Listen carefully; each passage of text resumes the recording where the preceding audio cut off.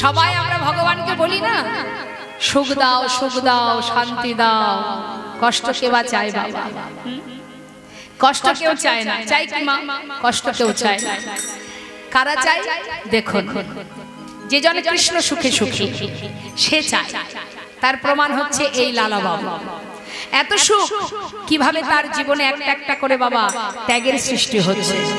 যদি গোবিন্দ চরণ তোমাকে লাভ করতে হয়, তুমি যদি ভগবানের চরণ লাভ করতে চাও, সবার আগে মায়ার সংসারকে ত্যাগ করতে হবে। ত্যাগ যদি না হয় তাহলে কিন্তু সেই মূল্যবান বিষয় পাওয়া যাবে। যাকে আগলে আমরা বসে আছি, যে সংসারকে আগলে বসে আছি মা, এটাই কি সার? কি মনে হয় সংসার কি আমাদের সার? না, এ হলো অসার। আজ আছে কাল থাকবে না। আজ আছে সংসার, কাল থাকবে না। আমি যখন চলে যাব সংসার আমার সঙ্গে যাবে না। যাবে? আমরা শাস্ত্রে পেয়েছি, শাস্ত্রে বলছে এনে কৃষ্ণ ভজিমার তরে সংসারে আইনো। তার মানে সংসারে কিন্তু আমরা এসেছি যখন, তখন সংসারটা ছিল। আমরা আসার পরে সংসার হয়নি। কিন্তু অনেকে দেখবেন ভুল করে বলে, আর ভাই কীর্তন শুনতে যাব, সংসার করেছি। অনেকে বলে কখন যাব কীর্তন শুনতে? কীর্তন শোনার সময় আছে? সংসার করেছি। একবার বিচার করুন দেখি, সংসার কি সত্যি করেছি আমরা? যখন সংসারের মধ্যে আমরা এসেছি, আবার আমি যখন চলে যাব সংসার আমার সঙ্গে যাবে না। যাবে মা? সংসার সংসারের জায়গায় থাকবে। আমিও করিনি, আমার পিতাও করেনি, কেউই করেনি। সংসার যেমন ছিল তেমনই থাকবে। আমার আসার কারণ ছিল কৃষ্ণ ভজন করব বলে। কিন্তু এসে কি হলো? মায়া এমন ভাবে গ্রাস করলো, এটা মা, এটা বাবা, এটা ভাই, এটা বন্ধু, এটা আত্মীয় স্বজন ইত্যাদি ইত্যাদি, কিন্তু প্রকৃত আপনজন যে, তার সঙ্গে আমার পরিচয় করালো না। হরিবল হরিবল। সেই আপনজন কখন হবে জীবনের সাথী? যখন চলে যাব আবার। হরিবল হরিবল। তার কাছে কথা দিয়ে এসেছিলাম, আবার যাবার সময় সেই আমাকে নিয়ে যাবে, পরিবার কিন্তু যাবে না। আর আমরা মিছে মায়ায় বদ্ধ হয়ে সেই পরিবারকে জড়িয়ে ধরে সারাক্ষণ আমার আমার আমার করে যাচ্ছি। সারা জীবন ধরে সংসারের চিন্তা করে 24টা ঘন্টায় যদি কর্ম করতে পারতো, তাহলে মনে হয় সবার ভালো হতো। ভগবান যদি ঘুমটুকু না দিত, তাহলে বাকি রাত্রিটুকু বোধহয় আমরা রোজগার করতে যেতাম, তাই না বাবা? হ্যাঁ, এটুকু দিয়েও যদি সংসারে সুখ আনতে পারতাম। কিন্তু তুমি যতই কষ্ট করো না কেন, জীবনের শেষের দিনে গিয়েও দেখবে সুখ তুমি খুঁজে পাবে না। নিতাই গৌর হরি। কারণ এটা সংসার, এখানে সুখ পাওয়া যায় না। সুখ তো সেখানে বাবা। আজ এখানে যে বসে আছি আমরা কিছু সময়ের জন্য, ক্ষণিকের জন্য যেখানে বসে আছি, এটা একটা পরিবার। এটা একটা পরিবার। তা এই যে পরিবারটা মা, এটা কার পরিবার? কৃষ্ণের পরিবার, গোবিন্দের পরিবার। এই পরিবারে কিন্তু কোনো উঁচু নিচু ভেদাভেদ নেই। আছে? যে দিন মজুরি খাটেন তিনিও এই হরিবাসরে বসে আছেন একই আসনে। আবার যে মাসে 1 লাখ 2 লাখ টাকা রোজগার করেন, তিনিও সেই একই আসনে বসে আছেন। এখানে কোনো উঁচু নিচু ভেদাভেদ আছে? আছে? বড় জাতি ছোট জাতি আছে? না, ভগবানের কাছে আমরা সবাই সমান। আমাদের মধ্যে যে উঁচু নিচু ভেদাভেদ, যে তাৎপর্য, যে পার্থক্যটা, এটা তো আমরা সৃষ্টি করেছি। ও বড় জাতি, আমি নিচু জাতি, হ্যাঁ, এই হচ্ছে পার্থক্য আমাদের। ও বড় লোক, আমি গরিব মানুষ, এই ভেদাভেদগুলো আমরা সৃষ্টি করেছি। ভগবানের কাছে আমরা সকলেই এক। তাই আগে আমাদের জানতে হবে মা, যে আমি কে, কে আমার, কেন মরে যারে তপত্র। রাম ভক্ত তুলসী দাস তিনি সুন্দর করে আমাদের মতো জীবকে বোঝাবার জন্য একটি কথা লিখলেন। কি বলছে? मन की तरंग को मार लो,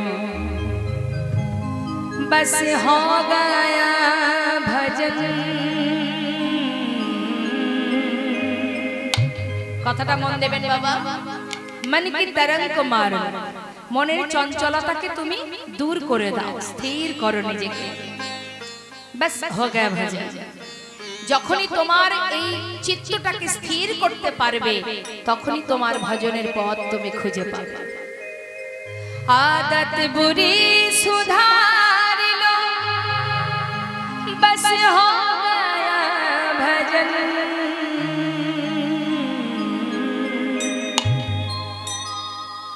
যখনই দেখবেন আমাদের চিত্ত স্থির হয়ে যায় বাবা ভিতর থেকে সমস্ত কালিমা দূর হয়ে যায় সমস্ত অপরাধ ভুল পাপ কর্ম দূর হয়ে যায় তখনই কিন্তু আমরা সঠিক পথের সন্ধান পাই आए हो तुम कहां से और जाओगे कहां इतना दिल विचार लो बस हो गया भजन কোথা থেকে এসেছো আর কোথায় যাবে একবার নিজের কাছে প্রশ্ন করো इतना दिल विचार लो মনকে জিজ্ঞাসা করো তবেই তো তোমার ভজনের পথ পরিষ্কার কে আমি কি আমার পরিচয় আসল ঠিকানা কি কোথা থেকে এসেছি আমি কি আমার কর্ম আর আমি কি করছি ভগবান আমাদেরকে পাঠিয়েও তিনি কিন্তু স্থির নেই বাবা কথাগুলো মন দিয়ে শুনবেন না ভগবান মনুষ্যকুলে জন্ম দিয়ে পাঠিয়েছেন কিন্তু তিনি চুপচাপ বসে নেই তিনিও আমার সঙ্গে এসেছেন হরি বল হরি বল হরি বল শ্রীধাম নবদ্বীপের মাঝে গৌর রূপে নিজে আচরণ করে জগৎ জীবকে শিক্ষা দিচ্ছে নিজে কাঁদছেন জীবকে কাঁদাচ্ছেন ওরে জীব ধরো লও গ্রহণ করো নাম ছাড়া গতি নাই হরের নাম হরের নামই বা কেবলম কলনাস্তেব নাস্তেব গতির অন্যথা হরি নাম করো শুধুমাত্র হরি নাম করো কত সহজ উপায় চিন্তা করো ঘোর কলিযুগে শুধুমাত্র হরিনাম যদি কোনো জীব জপ করতে পারে হরিদাস ঠাকুর যিনি 3 লক্ষ নাম করতেন দিনে মাসে 1 কোটির বেশি যে নামেই ভগবানকে লাভ করেছিলেন তুমিও নাম করো তার জন্য আলাদা করে সময় লাগবে না আলাদা করে জায়গার প্রয়োজন হবে না যেখানে থাকবে যেভাবে থাকবে হরিনাম জপ করো এই হরিনাম জপ করলে মহামন্ত্র জগতে সমস্ত রকমের যে শ্লোক যে স্তব সমস্ত দেবদেবীর পূজায় যে মন্ত্র পাঠ হয় সেগুলোকে বলা হয় মন্ত্র আর হরিনামকে বলা হয় মহামন্ত্র তাই মহামন্ত্র জপ করলে আর কিছু করতে হয় না বাবা আর কি কীর্তন আস্বাদন করো ভগবত কথা শ্রবণ করো কীর্তন আস্বাদন করলে ভগবত কথা শ্রবণ করলে তুমি নিজেকে জানতে পারবে তুমি কে কি তোমার পরিচয় আমরা নিজেরাই জানি না আমি কে এই দেহটাও আমি নই আমি এই দেহটা কি আমি এই দেহটা আমি নই হরে কৃষ্ণ বাবা এই হাত দুটো কি আমি চোখটা কি আমি এগুলো আমার চরণ দুটো আমি না আমার দেহটা এটাও আমার আমি নই তাহলে আমি কোথায় একবার ভেবে দেখুন না চিন্তা করুন গভীরভাবে চিন্তা করবেন এই দেহে যা কিছু আছে সবই তো আমার তাহলে আমি কোথায় তাই তো প্রশ্ন তো আসতেই পারে কৌতূহল জাগতেই পারে মনে চোখ যদি আমার হবে মুখ যদি আমার হবে দেহ যদি আমার হবে তাহলে আমি কই কোথায় আছি আমি এই দেহের মধ্যে দেখাতে পারবেন আমি কোথায় আছি হরি বল আপনাকে যদি কেটে কেটে টুকরো টুকরো করা হয় তবু খুঁজে পাওয়া যাবে ওর মধ্যে আমি কোথায় আছি হরি বল হরি বল তাহলে আমি যদি কোথায় আছি জানতে পারি তবেই তো আমার ভজন আমি খুঁজে পাবো মা আমি কোথায় আছি এই যে শ্বাস চলছে না দেখতে পাচ্ছেন কেউ দেখতে পাচ্ছেন না অনুভব করছেন তাই না যে শ্বাস চলছে অনুভব হচ্ছে দেখা যায় না মা তা এই যে শ্বাস আসছে আর যাচ্ছে যেটা আছে বলে যে শক্তিটা এর মধ্যে আছে বলে আজ আপনাদের মতো ভক্ত সম্মুখে দাঁড়িয়ে আছে যে শক্তিটা আছে বলে দুবাহু প্রসার করে ভগবানের নাম করতে পারছি যে শক্তিটা আছে বলে এখনো পর্যন্ত দাঁড়িয়ে আছি সেটাই হলো শুধু আমি, শুধুমাত্র সেটাই আমি, আর জগতে কিছুই আমি নই। বিষয় সম্পদ ধন ঐশ্বর্য টাকা পয়সা বিষয় সব থাকবে পড়ে, শুধু আমি থাকবো না। আমার গোনা দিন যখন ফুরিয়ে যাবে আমি চলে যাব। সংসারের মধ্যে শুধু মূল্যবান সময়টুকু হা কৃষ্ণ কৃষ্ণ বলে না ডেকে মায়ার সংসারে জড়িত হয়ে মায়ার পিছনে ছুটে গিয়ে মায়ার দাস হয়ে পড়ে রইলাম। কিন্তু এখনো বুঝতে পারলাম না পৃথিবীতে যা কিছু আছে সবই অসার। যেজন বুঝেছে সেজন চলে গেছে। কি দেননি ভগবান আমাদের? জ্ঞান দিয়েছে, বিবেক দিয়েছে, বুদ্ধি দিয়েছে, চেতনা চৈতন্য সব দিয়েছে। দিলে কি হবে? মায়া গ্রাস করেছে। আপন আপন করছো যারে সে তো আপন নয়। দিন ফুরালে বুঝবে আপন যে পর হয়। হরিবল হরিবল। সারা জীবন ধরে আপনি পরিশ্রম করছেন যাদের সুখের জন্য, জীবনের শেষের দিনে তাদের কাছে আপনি বোঝা হয়ে যাবেন। তখন তারা বলবে যে মরলে বাঁচি। সেদিন ঘরের কোণে বসে কাঁদবেন, আর একজন আপনাকে দুটি নয়ন দিয়ে অপলক দৃষ্টিতে চেয়ে চেয়ে দেখবে আর বলবে ওরে তোর কেউ নেই, কিন্তু আমি তো আছি। সবাই তোকে ছেড়ে চলে গেলেও আমি তোকে ছেড়ে যাব না। বুঝলি কবে? শেষের দিনে। আর যে জন বুঝেছে মা সেজন আর সংসারে নেই, চলে গেছে। তাই রজনীকান্ত সেনের একটি গান, একটি তারই লেখা একটি গান আজ আমি একটু ছোট্ট করে গাইব। কি বলছে শোনো মা। কথাগুলো মন দেবেন, প্রত্যেকটা শব্দ মন দিয়ে শুনবেন। আমি অকৃতি অধম বলে তো তুমি কম করে মরে দাওনি। আমি অকৃতি অধম বলে তুমি কম করে মরে দাওনি। যা দিয়েছ তারে অযোগ্য ভাবিয়া, যা দিয়েছ তারে অযোগ্য ভাবিয়া, কেড়েও তো কিছু নাওনি। হরিবল হরিবল। তব আশিস কুসুম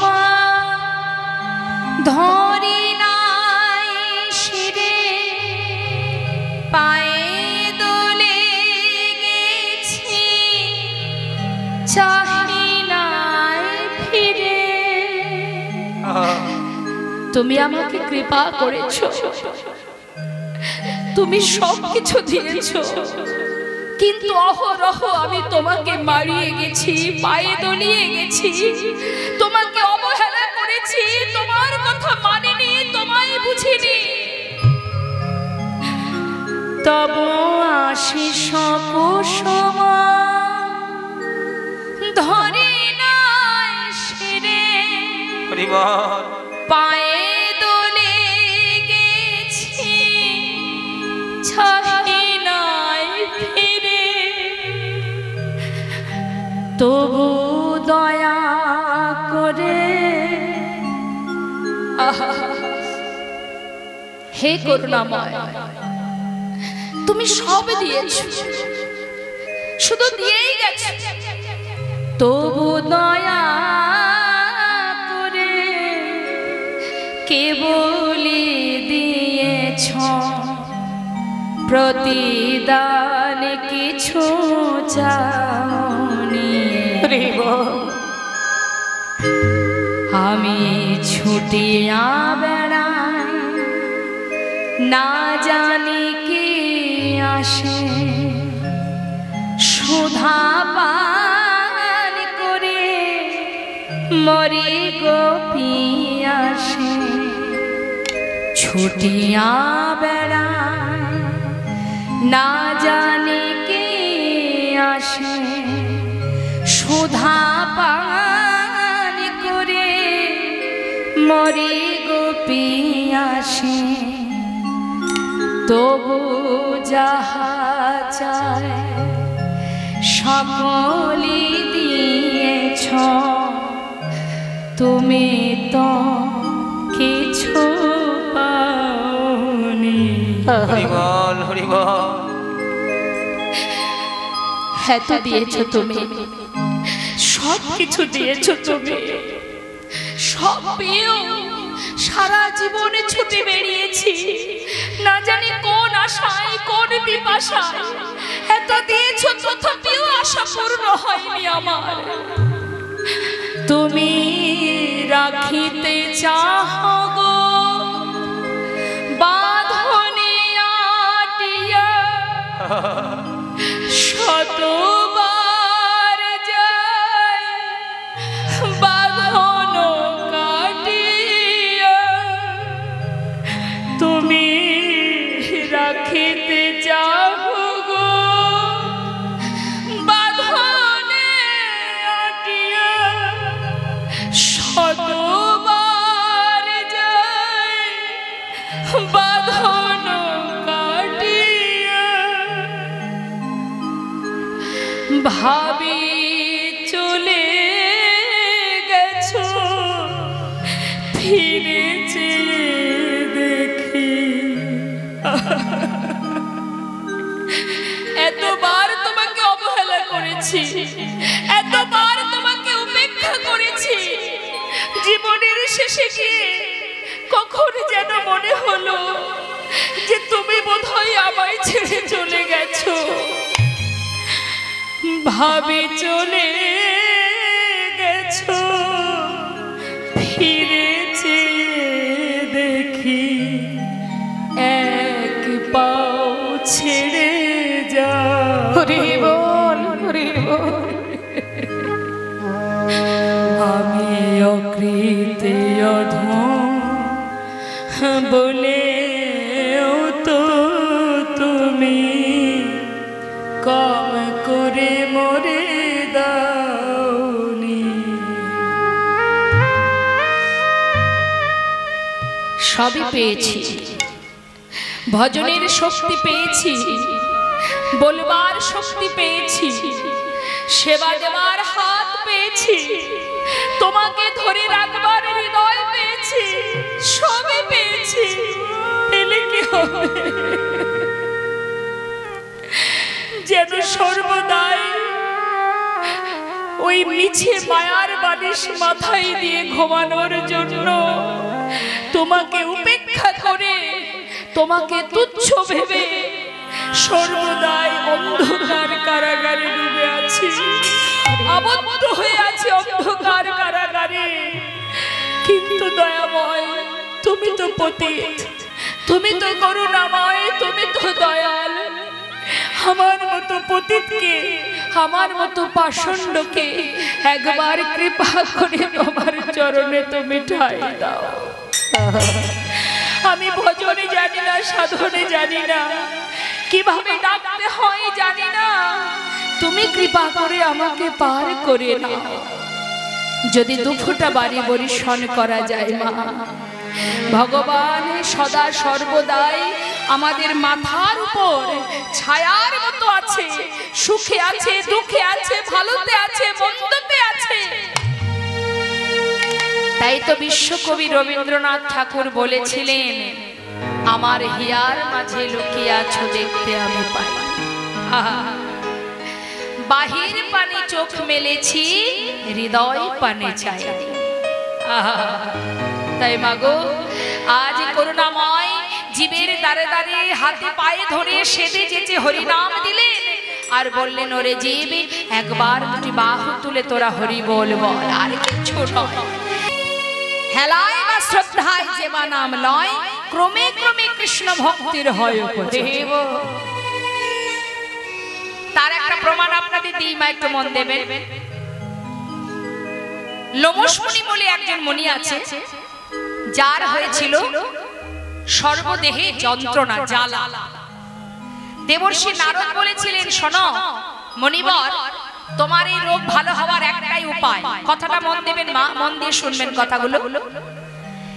যদি কোনো উঁচু জাতি, সে তার স্বভাব খারাপ, মানে নিম্ন প্রকৃতির স্বভাব, খুবই খারাপ স্বভাব, কিন্তু জাতিতে সে উঁচু, মানে ব্রাহ্মণ জাতি হবে, কিন্তু তার আচরণ হবে খুব খারাপ, হ্যাঁ, খুব নিচু প্রকৃতির।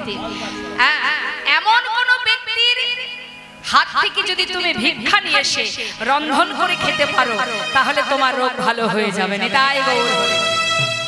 এখন দেবর্ষি নারদের এই কথা শুনে লোমশ মুনি চারিদিকে খুঁজছে বাবা, যে কার ঘরে জাতিতে উঁচু আবার তার স্বভাব আচরণ খুবই নিচু, এমন ঘরে আমাকে ভিক্ষা করতে হবে।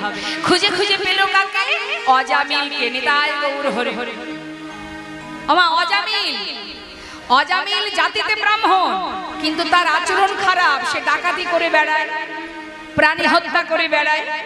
তার পরিবারে যে সন্তান আছে তাদেরকে নিয়ে প্রতিদিন সন্ধ্যা হলে ডাকাতি করতে যায়। এখন যখনই খবর পেয়েছে লোমশ মুনি বাবা, সেই ঘরে গিয়ে ভিক্ষা করে এনেছে। ভিক্ষা করে রন্ধন করে সেবা করে যখন তার সমস্ত জ্বালা থেকে মুক্তি পেয়েছে, তখন তিনি ছুটে গিয়েছেন আবার সেই অজামিলের গৃহে। গিয়ে বলছে, দেখো তোমার জন্য আমার এত বড় উপকার হয়েছে, আজ আমি আশীর্বাদ স্বরূপ তোমার এই যে ছোট্ট সন্তান সবে মাত্র হয়েছে, এই ছোট্ট শিশুকে আমি নামকরণ করে গেলাম। এই ছেলের নাম থাক নারায়ণ। নিতাই গৌর হরি হরি। তার নাম দিয়েছে কি? নারায়ণ। হ্যাঁ, অন্যান্য ছেলেদের নাম কিন্তু ভগবানের নামে নয়, 1 কোটি 2 কোটি 3 কোটি এইভাবে নাম, আর ছোট ছেলের নাম হচ্ছে বাবা নারায়ণ। এখন লোমশ অজামিল যখন মা শয্যাশায়ী, অন্তিম সময়, মৃত্যুর মুহূর্ত বাবা, প্রাণ পাখি যাবে উড়ে, সেই মুহূর্তে যখন শয্যায় শুয়ে আছে, হঠাৎ যমরাজ দুধ পাঠিয়ে দিয়েছে বাবা, দুধ পাঠিয়ে দিয়েছে ওকে নিয়ে আসার জন্য। এদিকে ওই দুধকে দেখে চিৎকার করে নিজের পুত্রকে ডাকছে, নারায়ণ নারায়ণ নারায়ণ, একবার কাছে আয় বাবা। আত্মনাদ করছে তো, অন্তিম সময় এসে গেছে যে, আর তো ধরে রাখতে পারছে না নিজেকে। যমদূত দেখে ভয়ে ঠক ঠক করে কাঁপছে আর বলছে, নারায়ণ কাছে আয়, নারায়ণ নারায়ণ তুই আমার পাশে আয় বাবা, আমার কাছে আয়। এমন ভাবে চিৎকার করে ডেকেছে বাবা, বিষ্ণু লোক থেকে দুধ পাঠিয়ে দিয়েছে। নিতাই গৌর হরি। এখন বিষ্ণু লোক থেকে যখন দুধ এসেছে, হঠাৎ যমদূত জিজ্ঞাসা করছে, তোমরা কেন এসেছো? হ্যাঁ, তোমরা কেন এসেছো? বলছে, কেন? ওকে নিয়ে যাব। ওকে নিয়ে যাবে? দেখছো না ও কার নাম করছে? হ্যাঁ দেখছি, ও নারায়ণ নারায়ণ বলে ডাকছে, কিন্তু এ তো আর সেই বৈকুণ্ঠের নারায়ণ নয়, এ তো ওর সন্তানের নাম নারায়ণ, ওই নাম ধরে ডাকছে। আরে যেভাবেই ডাকুক না কেন, নাম তো উচ্চারণ করছে। নাম যেভাবেই মুখে উচ্চারণ হোক, জিহ্বাতে যে কারণেই নাম উচ্চারণ হোক, কাউকে ইঙ্গিত করতে, কাউকে ব্যঙ্গ করতে, কাউকে সংকেত করতে, নাম বদলে উচ্চারণ করলে তার ক্রিয়া হবেই হবে। ডাকার মতো ডাকতে পারে, তাই তোমরা ওকে নিয়ে যেতে পারবে না, ওকে নিয়ে যাওয়ার জন্য আমরা এসেছি। নিতাই গৌর হরি বল হরি বল। তাই মাগো, জেনে বুঝে নাম রাখতে হয় সন্তানের। কলিযুগে বাবা অতি সহজ উপায় দিয়েছেন করুণাময় গৌর সুন্দর। বললে তোমরা হরি নাম করো, যেখানে থাকবে যেভাবে থাকবে বদনে হরি নাম করো। এই হরি নাম করলে এতেই উদ্ধার হয়ে যাবে। তা হরিকে যখন স্মরণ করবে হৃদয়ে থাকবে আনন্দ, পুলক শরীর, পুলক মানে আনন্দ, হৃদয়ে থাকবে আনন্দ, আনন্দ ভরে হরি নাম কর। আমরা ভগবানকে কখন ভালোবাসি, কখন সেবা দিই, কখন ডাকি? বিপদে যখন পড়ি। বিপদে পড়লে ঠাকুর ঘরে বারবার যাই, কারণ আমরা জানি বিপদ থেকে উদ্ধার করবার জন্য জগতে একজনই আছে, তিনি হচ্ছেন বিপদ ভঞ্জন মধুসূদন। তার মানে दुख पाए से हरि भजे, सुख न भजे कई सुख में जे हरि भजे, दुख कहा से हरि मनवा। দুঃখ পেলে ভগবানকে ডাকি। আস্তে, গল্প নয়, গল্প করার অনেক সময় পাবেন, এখন এই মুহূর্তে আমার সঙ্গে কথা হবে, আর কারোর সঙ্গে নয়। ভগবানকে ডাকি শুধুমাত্র নিজেদের স্বার্থের জন্য। আর যদি কোনো জীব স্বার্থ পূরণের জন্য ভগবানকে ডাকে, শুধুমাত্র চাওয়ার জন্য এটা দাও ওটা দাও, তাকে কি ভক্ত বলা যায়? আপনারা কি বলেন? নিজের সুখের জন্য, নিজের শান্তির জন্য, নিজের তৃপ্তির জন্য, নিজে ভালো থাকবো, সুখে থাকবো, এই জন্য যদি ভগবানকে ডাকি, তাহলে কি সেটা ভক্তি ভরে ভালোবাসা হলো, নাকি স্বার্থ পূরণের জন্য ভালোবাসা হলো? এটা তো ভালোবাসা নয়, এটা তো ভক্তি নয়, এটা তো প্রেম নয় বাবা।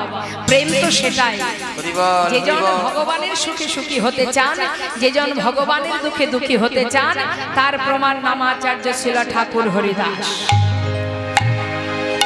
হাজার হাজার চাবুকের আঘাত সহ্য করেও তিনি বলে গেছেন, হে করুণাময়, যত আঘাতই পাই না কেন, শুধু তোমার কাছে একটি নিবেদন, তুমি যেন আমার কষ্টে তুমি যেন দুঃখ পেও না। তুমি সুখময়, তুমি সুখে থাকো, তুমি যেন কষ্ট পেও না, কারণ তুমি তো ভক্তাধীন ভগবান, ভক্তির অধীনে তুমি থাকো। ভক্ত কষ্ট পেলে তুমি কষ্ট পাবে, তাই তোমার কাছে নিবেদন, যত চাবুকের আঘাতই আমার অঙ্গে পড়ুক না কেন, তুমি যেন কষ্ট পেও না। তুমি কষ্ট পেলে আমি সইতে পারবো না। এই তো হচ্ছে ভক্ত মা। আর আমরা ভগবানকে কেন ভালোবাসি? ধন দাও, যশ দাও, ভালো রাখো, সুখে রাখো, শান্তিতে রাখো। একটুতে যদি একটু কষ্ট পেয়েছি, আর পরের দিন ভগবানকে যাও বা একটু জল বাতাসা দিতাম, সেটাও আর দেওয়া হয় না। অনেক বাড়িতে আছে, অনেকের বাড়িতেই আছে। আঘাত যদি পেয়েছি, কিন্তু এটা কি জানেন না মা, এটা কি জানা না, আমাদের জানা নেই যে সংসার জীবনে আঘাত পেতেই হবে, সংসার জীবনে কষ্ট পেতেই হবে, কারণ এটা সংসার। এখানে ত্রিতাপ জ্বালা আছে, ইচ্ছাই হোক অনিচ্ছাই হোক, ত্রিতাপ জ্বালাই তোমাকে জর্জরিত হতেই হবে। এর জন্য ভগবানকে কোনো কথা বলে লাভ আছে? তাকে কোনো খারাপ কথা বলে লাভ আছে? নেই। ত্রিতাপ জ্বালা কি জ্বালা মা? আধ্যাত্মিক জ্বালা, আদি দৈবিক জ্বালা, আদি ভৌতিক জ্বালা। আধ্যাত্মিক জ্বালা মানে আমাদের দেহের জ্বালা। সারা দেহের মধ্যে নানাবিধ রোগাক্রান্ত আমরা আছি, তো এটাকে বলা হয় আধ্যাত্মিক জ্বালা। মৃত্যু কাল পর্যন্ত এই যন্ত্রণা আমাদের ভোগ করতে হবে।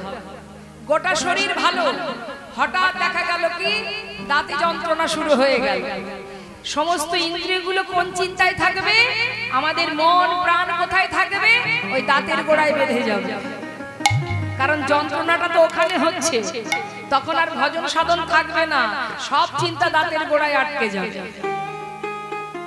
তাহলে এটা হচ্ছে আধ্যাত্মিক জ্বালা, জীবনে পেতে হবে। আদি দৈবিক জ্বালা, আদি ভৌতিক জ্বালা। আদি ভৌতিক জ্বালা মানে তোমার কোনো জ্বালা নেই, অন্যের জ্বালায় তুমি জর্জরিত। অপরের কাছ থেকে পাওয়া জ্বালা, তুমি সুখে আছো, তুমি ভালো আছো, কিন্তু অন্যের কাছ থেকে কোনো না কোনো কারণে তোমাকে যন্ত্রণা পেতে হবে। কি গো মা, সংসারে এগুলো হয়তো? তাহলে এই দুই রকম। আর আদি দৈবিক যেটা প্রকৃতি থেকে আমরা পাই, একবার ঝড় হচ্ছে, একবার বর্ষা হচ্ছে, একবার বা করোনা আসছে, একবার বন্যা আসছে, একবার খরা হচ্ছে, এই একটার পর একটা প্রকৃতি থেকে জ্বালা পাওয়া, এগুলোকে বলা হয় আদি দৈবিক জ্বালা। তো এই ত্রিতাপ জ্বালায় আমাদের সারা জীবন ভোগ করতে হবে যতদিন পর্যন্ত আমরা এই সংসারে থাকবো। জগতে জ্বালা কার নেই বাবা? যার সংসার নেই। যোগী মুনি ঋষি যুগ যুগ ধরে যারা সাধনায় রত, বনে জঙ্গলে ধ্যান তপস্যা করছে, যাদের পিছন দিকে টানবার কেউ নেই, যাদের কোনো মায়া নেই, যাদের কোনো মোহ নেই, তাদের কোনো জ্বালাও নেই। তা এমন নিষ্ঠাভাবে যদি ভালোবাসতে না পারো, তাহলে কি করে বলবো যে আমি ভক্ত? হরি বল হরি বল। ভক্ত বললেই ভক্ত হওয়া যায় না গো। হ্যাঁ, যে অর্জুন রথে বসে আছে, যে রথ চালাচ্ছেন অনাদি আদি গোবিন্দ, সেই অর্জুন কুরুক্ষেত্রের যুদ্ধের পর তার নিজের পাপ খণ্ডনের জন্য গোবিন্দের চরণে গঙ্গা যমুনা সরস্বতী ত্রিবেণী বিরাজমান। ওমা ত্রিবেণী দেখেছেন? যেখানে এই যে বিশাল আকারে কুম্ভ মেলা হলো, গিয়েছেন ত্রিবেণীতে? ত্রিবেণী সঙ্গম দর্শন করেছেন? ওই যে ত্রিবেণীতে ওই যে মহাকুম্ভের মেলা হলো, তা ওই ত্রিবেণী সৃষ্টি কোথায়? গোবিন্দের রাঙা চরণ তলে। রাঙা চরণ তলে ত্রিবেণী সৃষ্টি। তা যার চরণে ত্রিবেণী বিরাজমান, তার চরণ না ধরে সব ওই অর্জুন গিয়েছিলেন কোথায়? না গঙ্গা স্নান করতে। মাধব একটু দাঁড়াও, আমি কত প্রাণী নিজে হাতে হত্যা করেছি, কত পাপ হয়েছে, একবার গঙ্গায় ডুব দিয়ে আসি। গঙ্গায় ডুব দিলে কি হবে? সমস্ত জ্বালা, সমস্ত পাপ দূর হয়ে যাবে। তাহলে এত বড় ভক্ত হয়ে অর্জুন গোবিন্দকে চিনতে পারেনি, আমরা কি তার ভক্ত হতে পেরেছি? হরি বল হরি বল। তবে হ্যাঁ, শাস্ত্রে বৈষ্ণব মহাজন বললেন, ভক্ত হওয়ার জন্য শাস্ত্র অধ্যয়ন করতে হয় না, পাণ্ডিত্যের দরকার হয় না। ভক্ত হতে গেলে ধন ঐশ্বর্য লাগে না, টাকা পয়সার প্রয়োজন হয় না। যদি ভক্ত হতে হয়, শুদ্ধ ভক্তি থাকলেই ভক্ত হওয়া যায়। একনিষ্ঠ ভক্তি থাকলে তার কৃপা লাভ করা যায়। বৃন্দাবনের ব্রজঙ্গনাগণ যারা আলা ভোলা গোয়ালিনী, তারা গোবিন্দকে ভালোবাসতেন কিভাবে? পাণ্ডিত্য দিয়ে না, কোনো অর্থ দিয়ে না, সরল সুবুদ্ধি দিয়ে। তাদের একটাই কথা, আমাদের এই দেহ তোমার দেহ, তোমার সুখেই আমি আমাদের সুখ, তোমার দুঃখেই আমাদের দুঃখ। ঠিক এইভাবে যদি কেউ ভালোবাসতে পারে, মা কিচ্ছু লাগবে না, শুধুমাত্র ভক্তি ভরে ভালোবাসো। দুফোঁটা নয়ন বাড়ি বরিশন করো, আর জ্বালা যন্ত্রণা, ইহ জগতে জ্বালা যন্ত্রণায় কষ্ট পেও না, এগুলো তো থেকেই যাবে। আমাদের জীবনের বড় জ্বালা সেটাই, মনুষ্যকুলে জন্ম পেলাম বটে, কৃষ্ণ ভজন হলো না। হরি বল হরি বল। আমাদের কৃষ্ণ ভজন হলো না, আমরা এত যন্ত্রণা পেলাম সংসারের মধ্যে দিয়ে, চোখের জলে সারা জীবনে কাঁদলাম, কিন্তু গোবিন্দের জন্য কাঁদলাম না। তাই তো মহাজন বললেন, ওরে জীব, হরে কৃষ্ণ,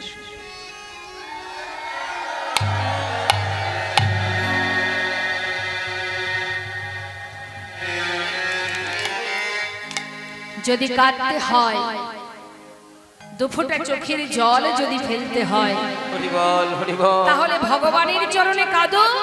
তবে কি জন্য?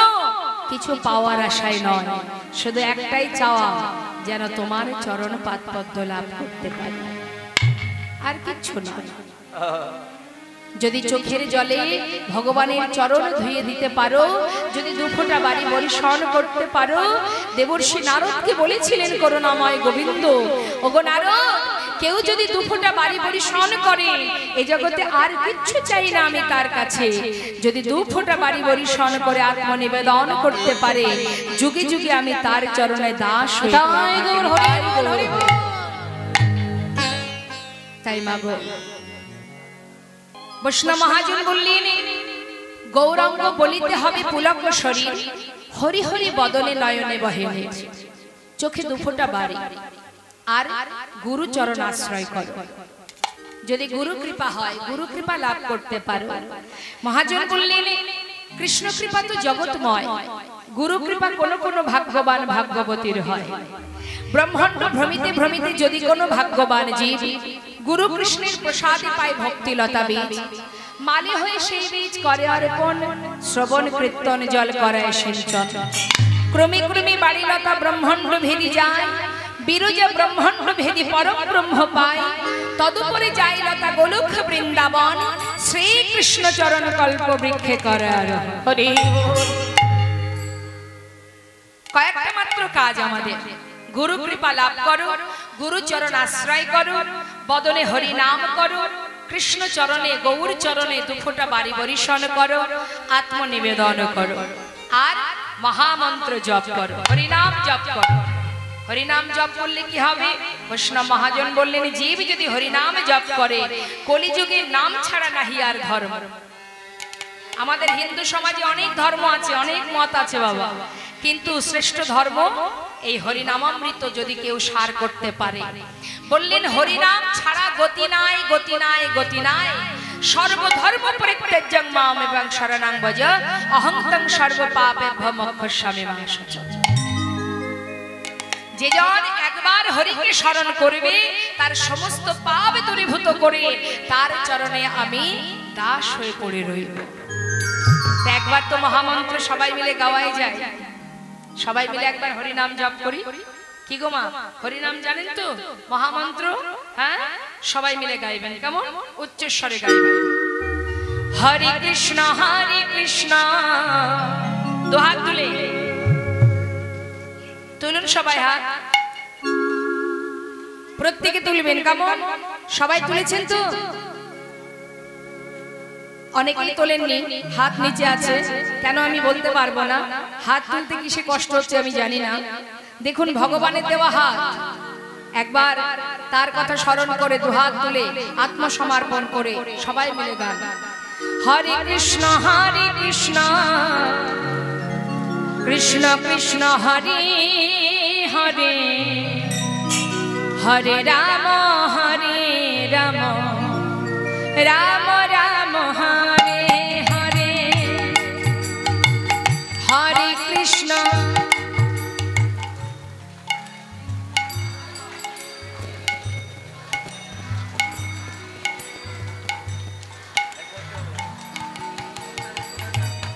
জনিতা। যে যেমন খুশি হাতে তালি দিলে হবে, তাল বেতাল হয়ে যাবে তো। হ্যাঁ, একটু তালে তালে, হ্যাঁ একটু তালে তালে। কেমন? একসঙ্গে হাতে তালি, এক তালে। হরে কৃষ্ণ কৃষ্ণ কৃষ্ণ হরে হরে, হরে রাম রাম রাম হরে হরে, হরে কৃষ্ণ কৃষ্ণ। হ্যাঁ বাবা, একটু হাত তুলতে হবে। হরে কৃষ্ণ কৃষ্ণ কৃষ্ণ কৃষ্ণ হরে হরে, হরে রাম রাম রাম হরে হরে, হরে কৃষ্ণ।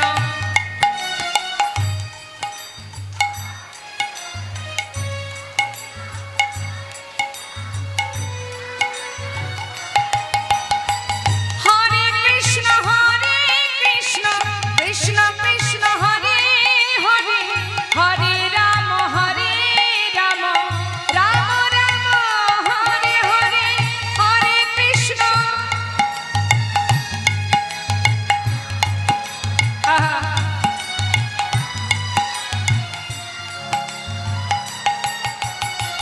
হরে কৃষ্ণ কৃষ্ণ কৃষ্ণ কৃষ্ণ হরে হরে, হরে রাম রাম রাম রাম হরে হরে।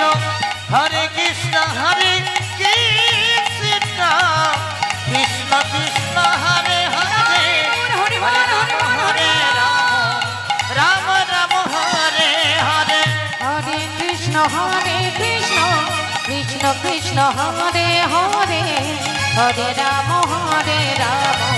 রাম রাম হরে হরে। বলো হরে কৃষ্ণ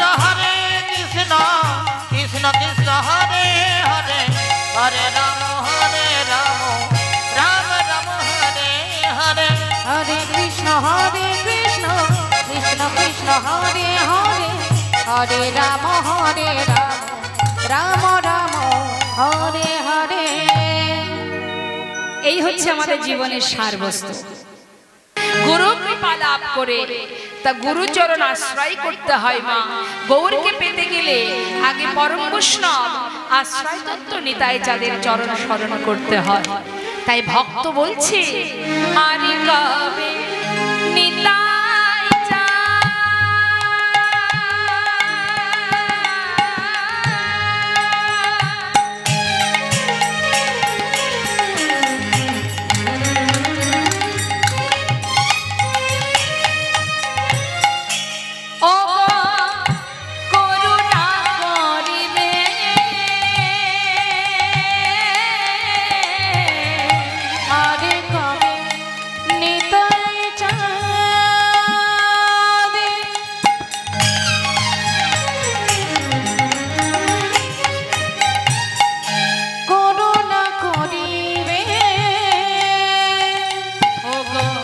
সংসার বাসনা বল কবে তুচ্ছ হবে ওই না সঙ্গে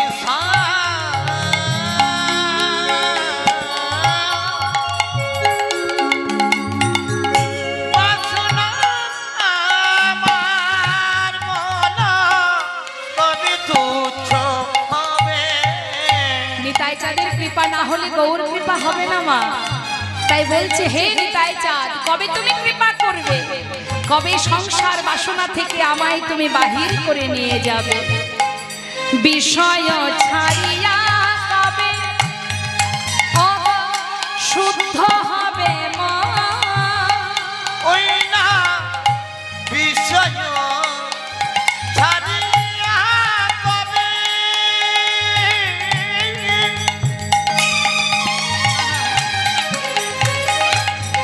ওই না তুচ্ছ হবে এই মন। কবে হবে যাব ওই মধুর বৃন্দাবন। কবে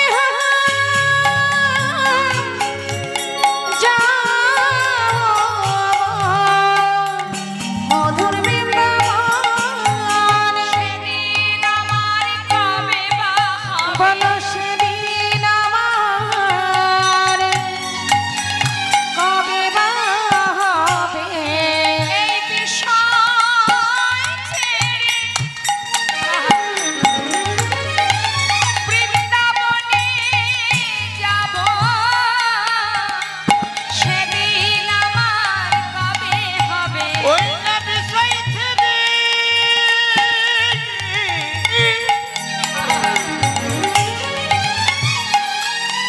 বৃন্দাবনে যাব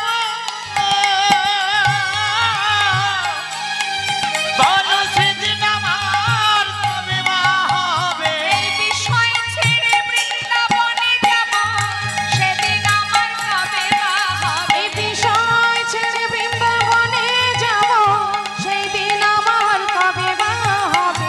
কবে হবে যাব মধুর বৃন্দাবন ওই কবে হব যাইব এই মধুর বৃন্দাবন।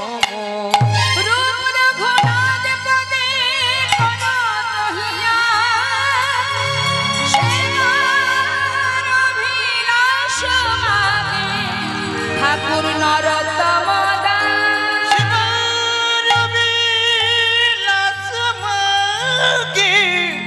ঠাকুর নরোত্তম মহাজনী ঠাকুর নরোত্তম দাসের পদাবলী দিয়ে আমরা গৌরচন্দ্রিকাকে বিশ্রাম রাখলাম। চলে যাব আমরা লীলা কথায়। আমাদের আজকের আস্বাদনের বিষয় ভক্ত ভগবানের মধুর মিলন। তো সেই ভক্তটির কথা আমরা শুনবো। তা তার আগে চলুন যাই, আজ যেহেতু মা বৃন্দাবনে গোবিন্দের সঙ্গে মিলন হবে যে ভক্তের, সেই ভক্তটি এই কলির জি। এই কলির জীব, যে কলিতে আমরা জন্ম পেয়েছি, এই কলিরই এক জীব, কলিরই এক মানুষ, কলিরই এক জীব, যে কিনা বৃন্দাবনে গোবিন্দ চরণ পেয়েছে। নিতাই গৌর হরি বল হরি বল। তা সেই ভক্তের কথা আমরা জানবো, তার আগে আসুন আমরা বৃন্দাবনের একটা ভজন শ্রবণ করে নিই। এত সময় বসে আস্বাদন করলেন, এবার সবাই মিলে একটু হাতে তালি দিয়ে ভজনের সঙ্গে তালে তাল মিলিয়ে ভজন গাইতে হবে। গাইতে পারেন বা না পারেন, হাতে তালি তো দিতে পারবেন। হ্যাঁ, বাহ। হরে কৃষ্ণ। ওমা মুখে হাত কেন? কি দুশ্চিন্তা হচ্ছে? চিন্তা করছেন কিছু? কার চিন্তা করছেন? ভাবছো বসে চলবে কিসে? তুমি ভাববার কে? যার ভাবনা সেই ভাবে, তুমি ভাবো তাকে। নিতাই গৌর হরি বল। আমার মা তো চিন্তায় আছেন, মুখে হাত দিয়ে ভাবছে। একেবারে মুখে হাত দেওয়া যাবে না। এখন শুধুমাত্র কৃষ্ণ কথায় আমরা ডুবে থাকবো, কেমন? হ্যাঁ, রাধে রাধে বলুন দেখি। বৃন্দাবনের সরকারকে, হ্যাঁ, সরকারকে খুশি না করলে গোবিন্দকে পাবেন না। তা চলুন যাই আমরা সবাই মিলে রাধা নাম গাইতে গাইতে বৃন্দাবনের আগে রাধা গোবিন্দের যুগল আস্বাদন করি, তারপরে লীলা প্রবেশ করি। বৃন্দাবন ধাম আচ্ছা বাবা জবে যা রাধে রাধে রাধে, হ্যাঁ, রাধে শ্যাম।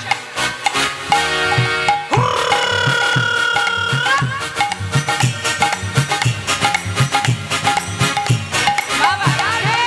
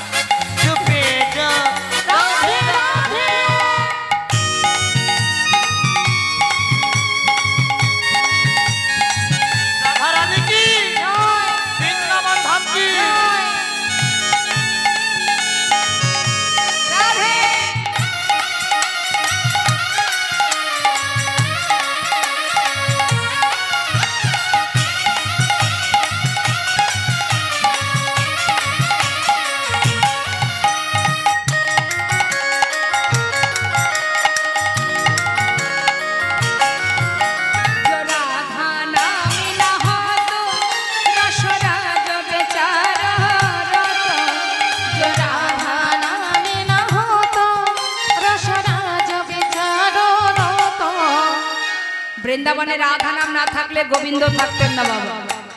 নাহি হতো কৃষ্ণ অবতার, জপে যা রাধে রাধে। ও নাহি হতো কৃষ্ণ অবতার, জপে যা রাধে রাধে। বৃন্দাবন ধাম আমার, জপে যা রাধে রাধে। হায় ভজে যা রাধে রাধে হায় জপে যা রাধে রাধে। ভজে যা রাধে রাধে। প্রেম সে বলিয়ে রাধা রানী কি। আমার মনে হচ্ছে আরেকটু জোর হবে। আরেকটু জোর হবে তো, আরেকটু জোরে বলিয়ে বৃন্দাবন ধাম কি, বাঁকে বিহারী লাল কি। বায়ারে সবে বায়ার জ্ঞানটা ছাড়ুন, জ্ঞানটা যদি সঠিকভাবে কেউ ডাকতে পারে, ডাকার মতো যদি কেউ ডাকে, ভগবানের সাধ্য আছে ভক্তের ডাকে সাড়া না দিয়ে দূরে থাকতে। হ্যাঁ, সঠিকভাবে ডাকতে হবে, তাই তো মা? তা আজ দেখুন মধুময় শ্রীধাম বৃন্দাবন, ভগবানকে জানতে গেলে আগে ভক্তকে জানতে হয়। ভক্তকে না জানলে ভগবানকে জানা যায় না। এমন একজন ভক্তের কথা আমরা শুনবো যে আমরা সবাই ভগবানকে ভালোবাসি। আমাদের ভালোবাসাটা কেমন, আর যে ভক্তের জীবনী আমরা শ্রবণ করব সে কেমন করে ভগবানকে ভালোবেসেছিল, এটা যদি আমরা জানতে পারি তাহলে কি হবে মা? ভক্ত কিভাবে ভগবানের চরণ পেয়েছে সেটা যদি আমরা জানতে পারি তাহলে আমরাও সেই পথ অনুসরণ করতে পারব।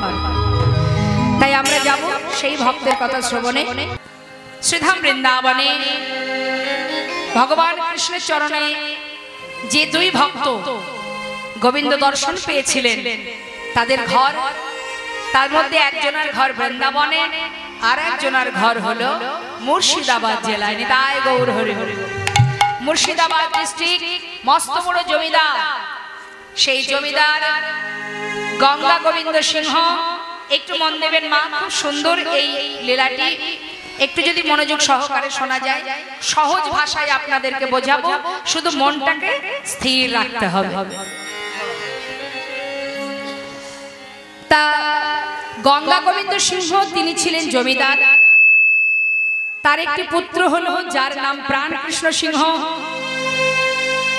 সে যখন জমিদারি করতে শুরু করলো, সেই প্রাণকৃষ্ণ সিংহের পুত্র যার নাম কৃষ্ণচন্দ্র সিংহ, এই যে কৃষ্ণচন্দ্র সিংহ যাকে ভালোবেসে ঠাকুর দাদা নাম দিয়েছিল লালা। এখন ঠাকুর দাদা আদর করে নাতিদের নাম রাখতেই পারে কি, তাই তো মা? আদর করে নাম রেখেছে লালা। ছেলের যখন বয়স 12 বছর, কাচারি বারান্দায় বসে আছে, জমিদারি কাচারি বারান্দা, সুন্দর একটি বারান্দাতে বসে আছে, সদর সম্মুখে যে বারান্দা, বারান্দায় বসে আছে। হঠাৎ একজন কন্যাদায়গ্রস্ত ব্রাহ্মণ তিনি এসেছেন কিছু সাহায্য নেবেন বলে জমিদারের কাছে। তখন জমিদারি করছেন কে? তার পিতা প্রাণকৃষ্ণ সিংহ। দ্বারে এসে দাঁড়িয়েছে মা, দুটি বাহু প্রসার করে বলছে আমাকে কিছু সাহায্য করুন, আমি কন্যাদায়গ্রস্ত পিতা। এখন যে দ্বারে দাঁড়িয়ে আছে সে বারবার তাকে ধাক্কা দিয়ে তাড়িয়ে দিচ্ছে। বললেন এই জমিদারি মহলে কোনোদিন কাউকে দান করা যাবে না, দান করা নিষেধ, তুমি চলে যাও। সে তো কোনো কথাই শুনছে না।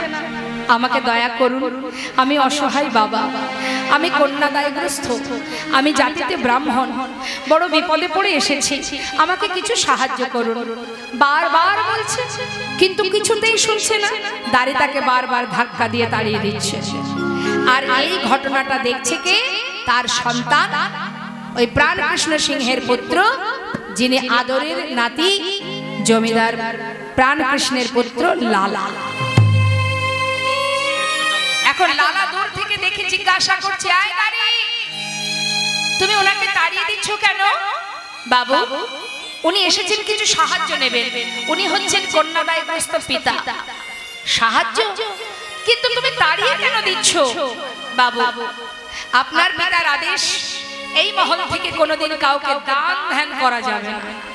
ওকে বারণ করা সত্ত্বেও শুনছে না, সেই জন্য তাড়িয়ে দিচ্ছি। বলো কি তুমি? একজন অসহায় পিতা দ্বারে এসেছে, যার কাছে নয়, যিনি মস্ত বড় জমিদার, আমার পিতা বড় জমিদার, তার দ্বারে এসেছে সাহায্যের জন্য, আর তাকে কিছু দান করবে না? এটা কি করে হতে পারে? যাও, আমার পিতাকে গিয়ে বলো সে যেন এই অসহায় বাবাকে 1000 টাকা দান করে দেয়।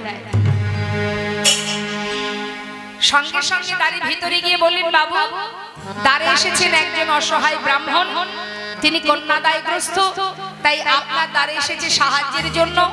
আমি বারবার তাড়িয়ে দেওয়ার চেষ্টা করছিলাম, যখন আপনার পুত্র আদেশ করলেন যে আপনার কাছ থেকে 1000 টাকা নিয়ে তাকে দান করতে।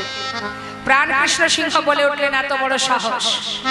আমার পুত্র দুধের শিশু, 12 বছর বয়স যার, তার এত বড় সাহস যে সে পিতার বাক্যকে উপেক্ষা করে, আমার আদেশকে যে লঙ্ঘন করে, এমন সন্তান যাকে আমি জন্ম দিয়েছি। শোনো, আমার পিতা আমার সন্তানকে গিয়ে বলে এসো, যতদিন সে নিজে রোজগার করতে না পারবে, পিতৃ সম্পদের 1 কোণা কাউকে দান করবার স্পর্ধা যেন না দেখায়। 1000 টাকা ব্রাহ্মণকে দিয়ে এই খবরটা আমার পুত্রকে দিয়ে এসো। আত্ম অহংকারে বশীভূত মা, ধন ঐশ্বর্যে বশীভূত, এত ধন ঐশ্বর্য, তিনি মস্ত বড় জমিদার, এত প্রতিপত্তিতা, সে অহংকারে ডুবে গেছে। অহংকারে ডুবে নিজের সন্তানকে বলে দিল, দাড়িকে দিয়ে, প্রহরীকে দিয়ে, যে বলে দাও যতদিন নিজে রোজগার করতে না শিখবে ততদিন দান করবার স্পর্ধা যেন না দেখায়। যেমন বাবা তার তো তেমনই সন্তান। ছেলেও জেদ করে বসলো, ছেলেও প্রতিজ্ঞা করলো। কি প্রতিজ্ঞা? যে পিতার মন এত ছোট, এমন ছোট মনের পরিচয় যে পিতা দিয়েছে, আমি তার সন্তান। একজন অসহায় বাবা এসে কিছু সাহায্য চাইছে, তাকে যদি সাহায্য করতে নাই পারলাম, কিসের জমিদার আমি, কিসের জমিদারি আমার? সোনাদারি, আমার পিতাকে গিয়ে বলে এসো, যতদিন আমি রোজগার না করব ততদিন পিতৃ সম্পদের 1 কোণাও আমি কাউকে দান করব। সেই দিনই ছেলে আমার পিতাকে ছেড়ে সমস্ত সুখ স্বাচ্ছন্দ্য পরিত্যাগ করে ওই মুর্শিদাবাদ জেলা ছেড়ে চলে এলো বর্ধমান জেলায়। একটা ফেরেশতা তারে 20 টাকা বেতনে কাজ করতে শুরু করে দিল। 12 বছরের ছেলে লালা। প্রতিজ্ঞা, জীবনে এমন পিতার মুখ আমি দেখব না যার মন এত ছোট, যার ভিতরে দয়া নেই, করুণা নেই, মমতা নেই, ভালোবাসা নেই, আমি তেমন পিতার মুখ আর দেখব না। তিনি কিন্তু মানে লালা ছোটবেলা থেকেই একটু তার হৃদয়টা ছিল সরল, একটু দয়া, সে কারোর কষ্ট সহ্য করতে পারতো না, দান ধ্যান করতে ভালোবাসতো। কিন্তু বাবার আদেশ, তিনি হচ্ছেন বড় জমিদার, তার বাক্য লঙ্ঘন হবে না। সেই জন্য ছেলেও প্রতিজ্ঞা করলেন, এমন পিতার মুখ আমি আর দেখব না। 20 টাকা বেতনে কাজ করতে শুরু করে দিল। কাজ করতেছে, করতে করতে ছেলে বড় হচ্ছে, আর এদিকে বাবার বয়স হচ্ছে, তাই তো? একটু একটু করে তিনি, তার বয়স কমছে তো, আর ছেলের বয়স, ছেলেও বড় হচ্ছে, আর এদিকে বাবা আস্তে আস্তে বৃদ্ধ হচ্ছে, শয্যায় শুয়ে আছে।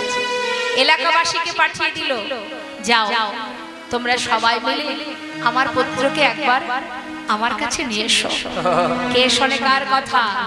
পরিষ্কার শয্যায় শুয়ে শুয়ে বাবা এতদিন যে বিষয় সম্পদ নিজের মধ্যে, নিজের হাতের মধ্যে, মুঠোর মধ্যে করে রেখেছিল, যে বিষয় সম্পদ আগলে রেখেছিল আমার আমার করে, আজকে সেই সকল ধন ঐশ্বর্য, সেই জমিদারি, এত সুখ সর্বস্ব ভগবানের চরণে সঁপে দিল।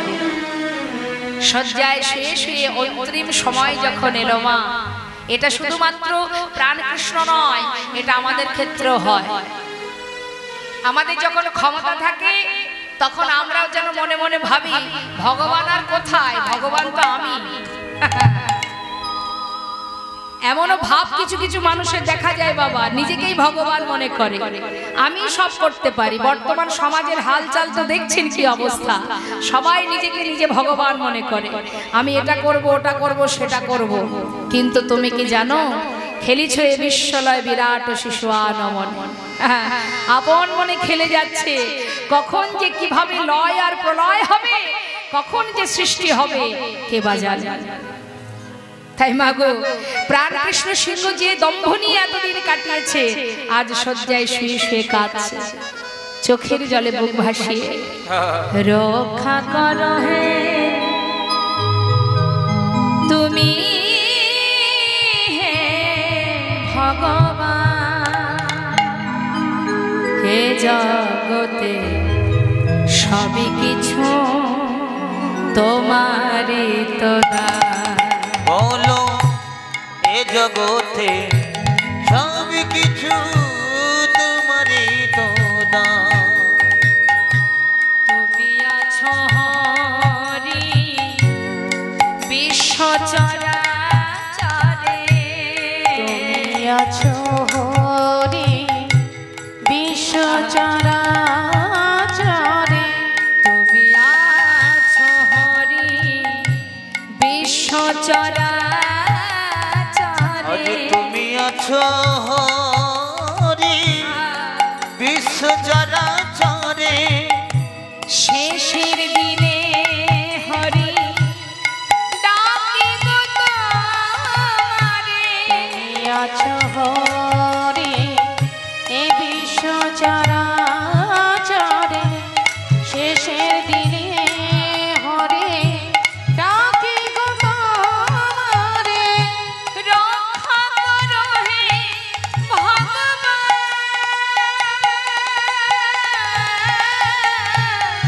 রক্ষা করো হে ভগবান। একবার রক্ষা করো হে ভগবান, একবার রক্ষা করো হে তুমি হে ভগবান। এ জগতে সব কিছু তোমারই তো দান। বলো এ জগতে সব কিছু তোমারই তো দান। বলো এ জগতে সব কিছু তোমারই তো দান।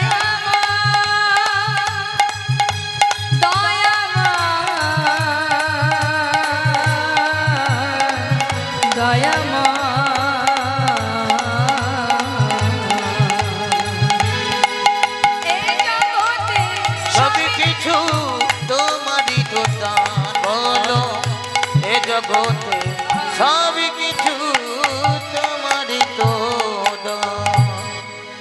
দেখতে দেখতে প্রাণ পাখি চলে গেল বাবা।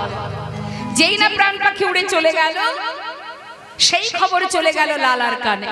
আর লালা যখনই জানতে পারলেন যে তার পিতা আর ধরায় নেই, সে মারা গেছে, সে ইহলোক ছেড়ে পরলোক গমন করেছে, খবর পাওয়া মাত্রই এবার এলাকাবাসী সবাই গিয়ে বললেন, দেখো বাবু, তোমার যার প্রতি অভিমান ছিল, যার প্রতি তোমার রাগ ছিল, ক্ষোভ ছিল, সে তো চলে গেছে, এবার তো তুমি ফিরে চলো, না হলে তোমার পিতার পরে ওই জমিদারি রক্ষা করবে কে? এই কথা শুনে এবার সবার অনুরোধ শুনে লালা পুনরায় আবার মুর্শিদাবাদে ফিরে হরিবল হরিবল। সমস্ত হিসাব নিকাশ বুঝে নিয়ে এবার জমিদারি রক্ষা করতে শুরু করলেন মা। উপযুক্ত বিবাহের বয়স হয়েছে, তাই এলাকাবাসী সুকন্যার সন্ধান করে লালার বিবাহ দিল। বিবাহের পর তার স্ত্রী হলো, কিছুদিন পর তার একটি সন্তান হলো, জয়নিতা। ছেলের নাম রাখলেন নারায়ণ। হরিবল হরি হরি। কি নাম রেখেছে মা? নারায়ণ। ভগবানের নামে নাম রেখেছে। এখনকার রাখে? এখনকার বাড়িতে ছেলে মেয়েরা হলে, বাচ্চা কাচ্চা হলে কি নাম রাখে?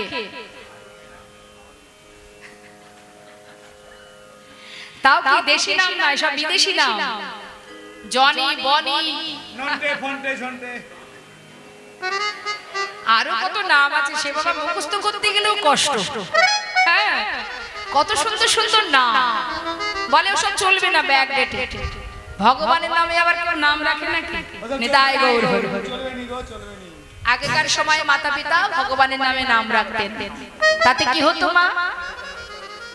নাম তুমি যেভাবেই করো না কেন, যেভাবেই ভগবানের নাম উচ্চারণ করো না কেন তার একটা ক্রিয়া আছে।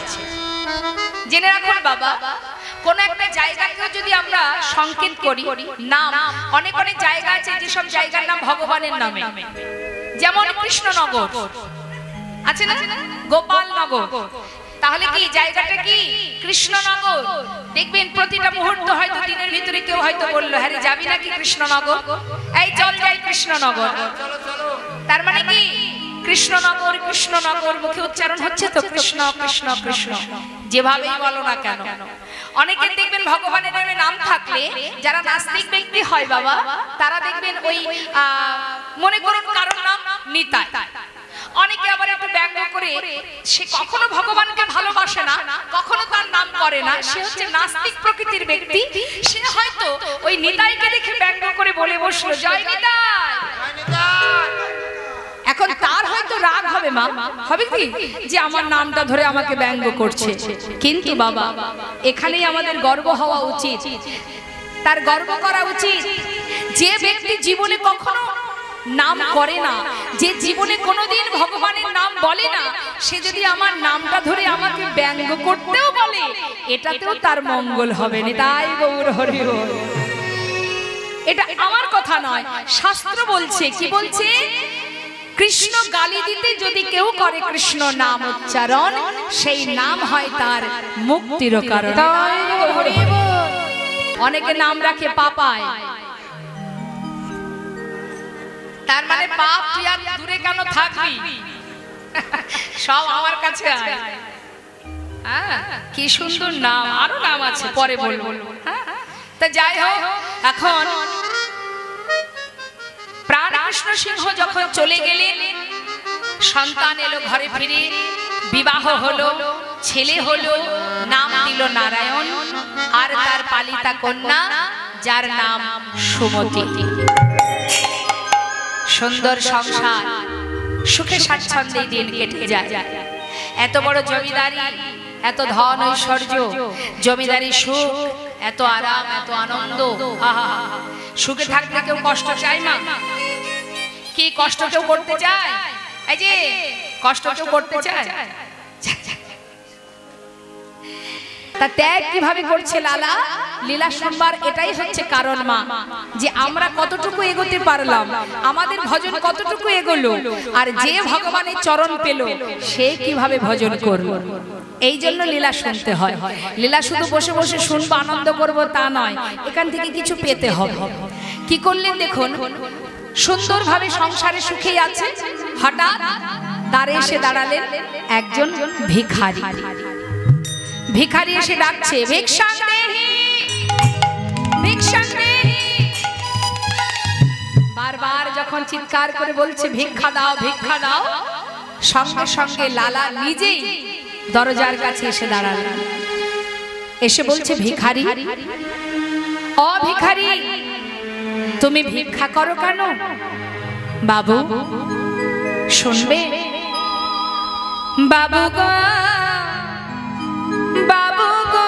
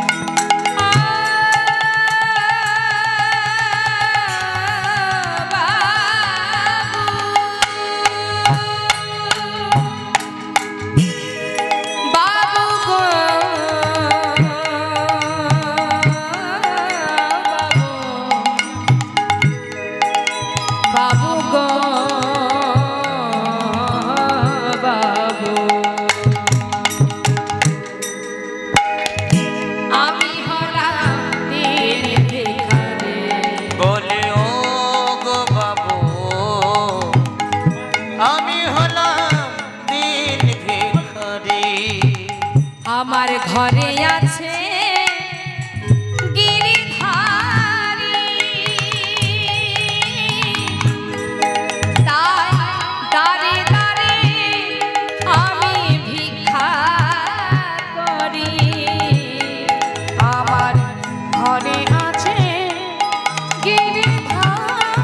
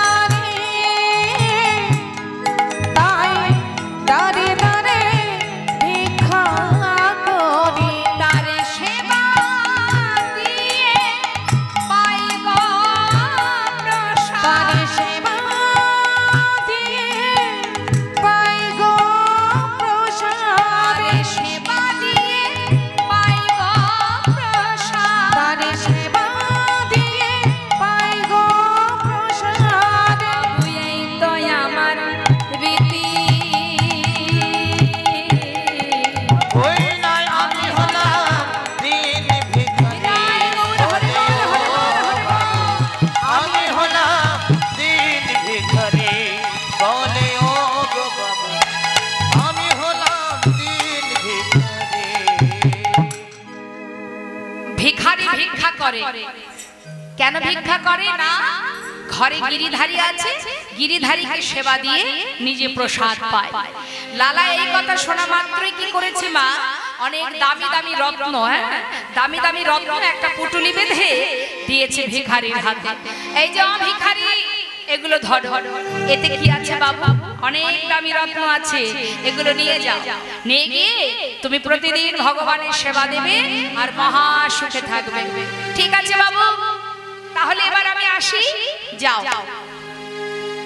মাথায় করে নিয়ে যাচ্ছে বাবা। কিছুটা পথ গেছে আর লালা কিন্তু দরজায় দাঁড়িয়ে আছে। মা দেখছে ভিখারি চলে যাচ্ছে। কিছুটা পথ যাবার পর সেই পুটুলিটা নিয়ে দূরে জঙ্গলের মধ্যে ছুঁড়ে ফেলে দেয়। পিছন থেকে চিৎকার করে বলে উঠলেন জমিদার লালা, ভিখারি, তোমাকে যা কিছু দিয়েছি তুমি ফেলে দিলে কেন? বলো কেন ফেলে দিলে? বাবু, আমাকে ক্ষমা করে দিন বাবু, আপনার দেওয়া মূল্যবান সম্পদ আমি মাথায় করে নিয়ে যাচ্ছিলাম।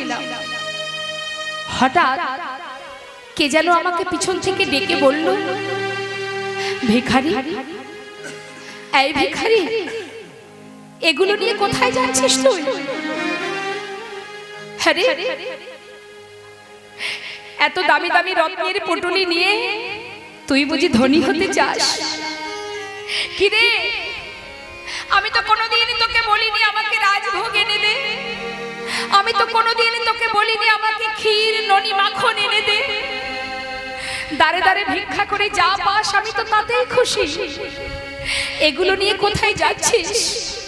এই মোহের মধ্যে যদি তুই ডুবে যাস, এত কিছুর মধ্যে যদি তোর মন একবার ডুবে যায়, তুই যে গোবিন্দ ভজন ভুলে যাবি।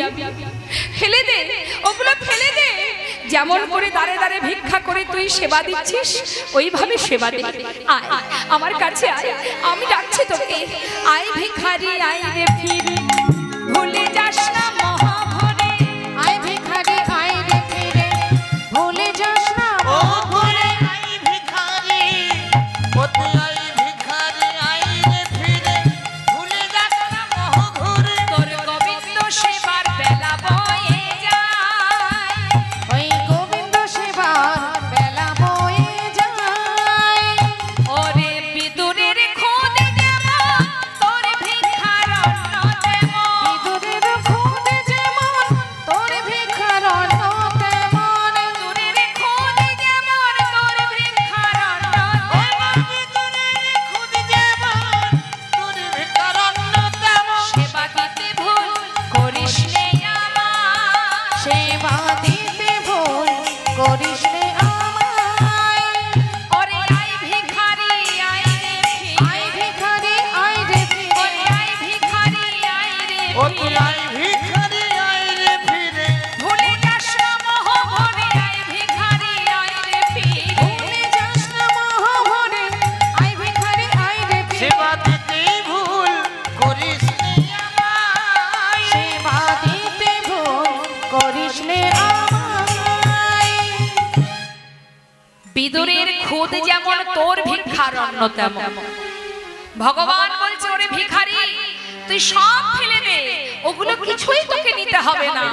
দাঁড়ে দাঁড়ে ভিক্ষা করে যেমন করে সেবা দিচ্ছিস আমি তাতেই খুশি। সত্য কথা মা, ভগবানকে সেবা দিতে গেলে রাজভোগের প্রয়োজন হয় না।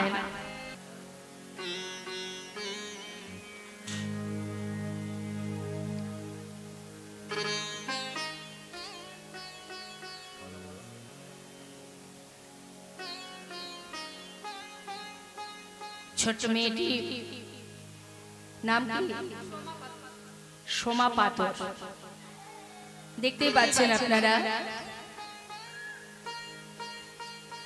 কি বলুন তো, কি এটা?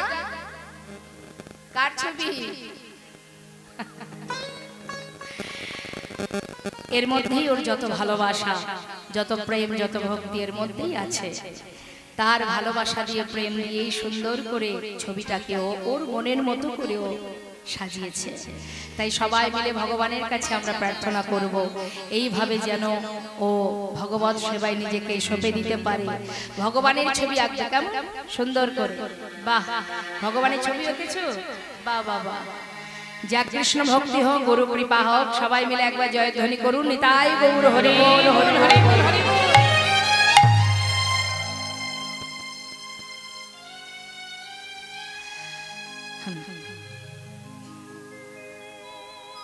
তো আমরা যে কথা ছিলাম মা,